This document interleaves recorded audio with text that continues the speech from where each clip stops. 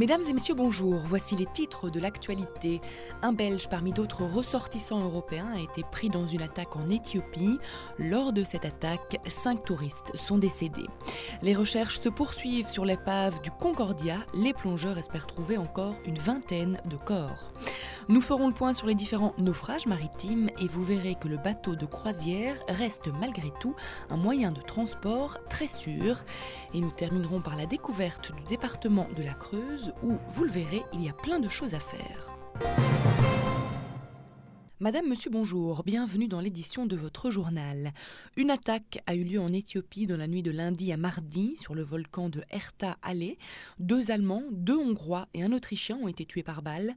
2 ressortissants belges et britanniques ont été blessés et au moins 2 autres étrangers ont été enlevés par des agresseurs, selon un recoupement des bilans donnés par Addis Abeba et par les capitales européennes concernées. Un chauffeur et un policier éthiopien ont également été enlevés, selon le gouvernement éthiopien. L'Éthiopie attribue cette attaque au pays voisin, l'Érythrée, qui réfute ces accusations. Il faut savoir que depuis de nombreuses années, les 2 pays ne s'entendent pas. L'Érythrée est indépendante de l'Éthiopie depuis 1993 et entre 1998 et 2000, une guerre a opposé les 2 pays et les relations demeurent extrêmement tendues. Une instance d'arbitrage international avait donné raison à Asmara dans le différend territorial à l'origine du conflit, mais Addis Abeba a refusé depuis de céder le territoire concerné et ce sont les touristes qui trinquent. En 2004, un touriste français avait disparu sans laisser de traces dans la région où sévissent des bandes criminelles armées. En mars 2007, 5 touristes européens, dont une française, y avaient encore été enlevés, puis libérés par un groupe de rebelles. L'Éthiopie a déclaré étudier toutes les pistes possibles pour contre-attaquer. 6 jours après la catastrophe qui a fait 11 morts en Italie, les plongeurs poursuivent leurs recherches. 20 corps devraient encore pouvoir être trouvés. Cependant, ces opérations ne sont pas évidentes. Le bateau glisse peu à peu et depuis le début, il a déjà glissé d'1,5 mètre.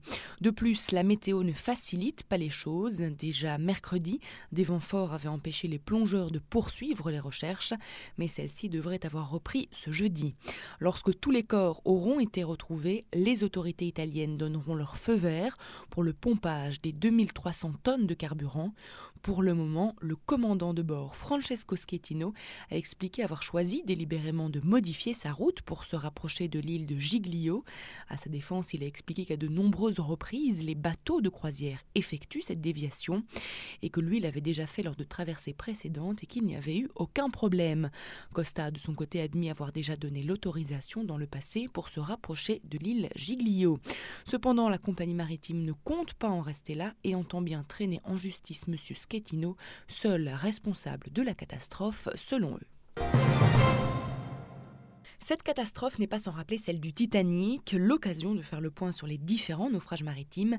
Et en 100 ans, seuls 7 drames ont été recensés. Le Titanic en 1912, bien sûr, avec plus de 1500 morts.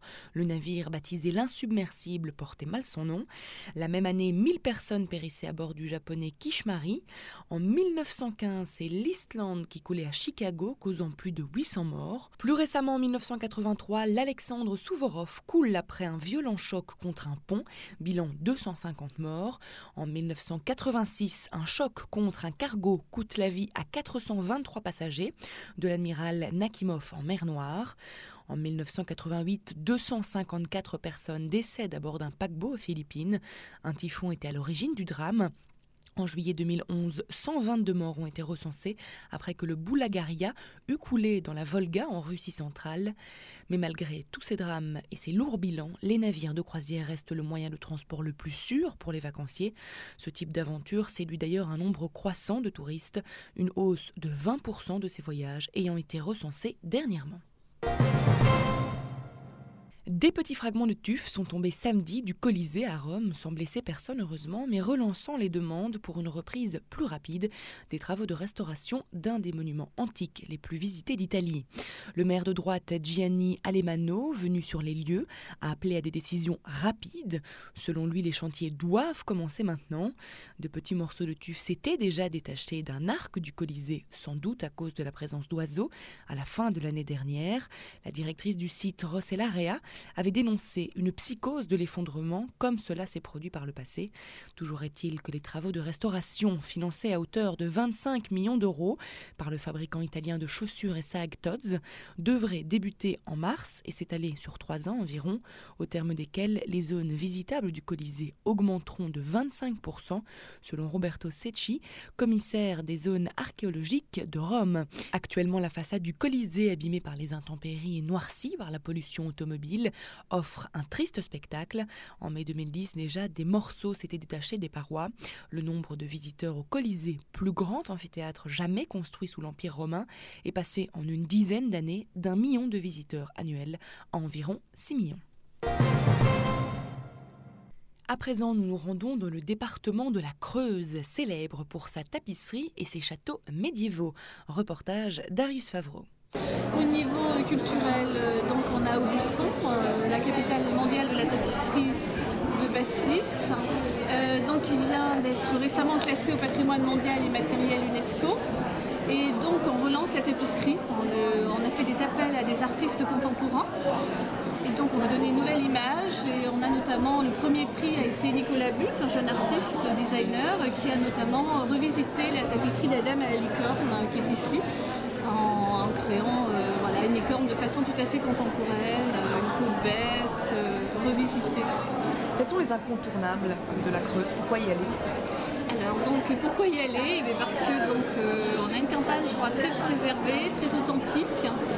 Et les incontournables, on a une école de peintre, c'est peu connu, on a une école de peintre impressionniste qui est l'école de peintre de Crozon, qui pourrait être aussi célèbre que Barbizon. Il y a plus de 500 peintres paysagistes qui se sont installés sur le site, notamment Claude Monet, qui a peint sa première série de 23 toiles. D'accord, ok. Au niveau du patrimoine, vous avez également pas mal de choses. Oui, alors donc j'ai parlé d'Aubusson, on a des châteaux, beaucoup de châteaux du 15e qui se visitent, notamment le château de Boussac, le château de Villemonté, donc célèbre. Georges Sand a séjourné au château de Boussac. On termine ce journal avec la météo, d'abord en Belgique pour ce vendredi, journée à l'enseigne du vent, de l'instabilité et du rafraîchissement.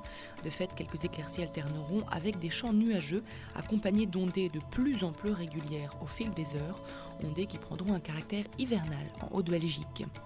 Pour les températures, Bruxelles et le Brabant auront 6 degrés, le Hainaut 5 degrés, Namur 2 degrés, Liège 1 seul degré, Luxembourg 4 degrés et la Flandre occidentale 7 degrés. Et en France, une nouvelle perturbation très active arrivera comme ses prédécesseuses par la Manche. Cette fois-ci, les hautes pressions remonteront jusque vers l'Islande, dirigeant un courant perturbé mais aussi nettement plus froid. Par conséquent, au passage du front froid, les températures maximales pourraient être plus basses que celles relevées le matin sur un grand quart nord-est. De plus, la limite pluie-neige s'abaissera sensiblement pour aller jusqu'en plaine en soirée en Belgique et vers les Ardennes françaises. Pour les températures, Metz aura 6 degrés, Nantes et Paris 10 degrés, Lyon 6 degrés, Bordeaux 10 degrés, Marseille 13 degrés et Ajaccio 15 degrés. Ceci referme notre journal. Je vous remercie pour votre attention et votre fidélité. Je vous rappelle notre site internet sur lequel vous retrouvez toutes nos informations touristiques, mais également nos programmes. Il s'agit du www.libertytv.com/tv. À présent, je vous quitte sur de superbes images de l'Autriche. Belle évasion sur Liberty TV.